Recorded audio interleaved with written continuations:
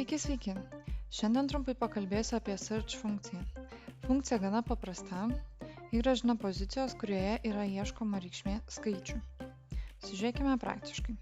Surašau search. Ir pirmiausia, mums reikia nusirodyti ieškomą tekstą. Tai yra raidę, žodį, tam tikrą simbolį, gali būti net ir tarpas. Tai visą tekstą rašome kabutėse, tai atidarau kabutės ir aš ieškosiu žodžio labas. Funkcija search nėra jautri didžiosiom ir mažosiom raidėm. Tai reiškia, kad nors aš ir parašiau iš mažosios raidės žodį, funkcija vis tiek ras šitą žodį labas, nesvarbu, kad pirma raidė laukelėje yra iš didžiosios. Toliau nusirodome laukelį, kuriame yra tekstas, ar ne, kuriame ieškome kažko tai.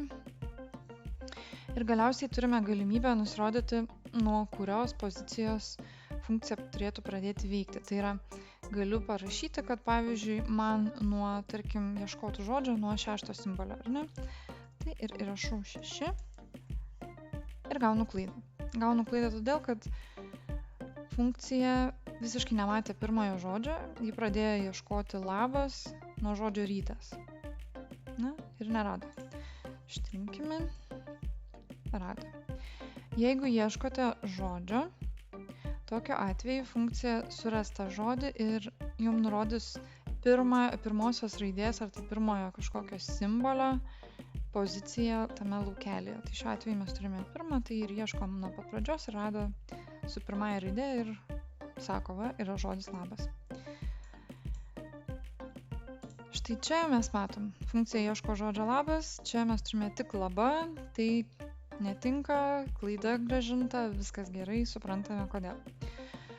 Tačiau jeigu aš pakeisiu į laba, štai čia jau matome iš karto atpažino, bet atpažino ir čia, nors žodžio laba nėra, mes turime žodį labas. Taip yra todėl, kad funkcija atrado žodžių raidžių kombinaciją laba. Tai gali būti dar kažkoks ilgesnis žodis, tiesiog raidžių kratinys, kuris prasideda 4 raidėmis laba. Todėl yra labai svarbu čia apsirašyti kuo tiksliau.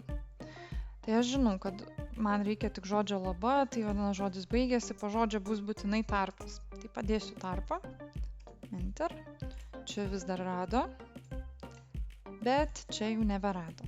Kadangi jau po laba jis tikisi tarpo, bet mes turime čia raidę S. Taip primenu, kad yra ir daugiau įrašų su Excelio funkcionalumais, kurios gali rasti mano puslapyje. Šiam kartui tiek, ačiū, kad skyrei laiko, prašau vertink, pasidalink ir prisijunk. Iki!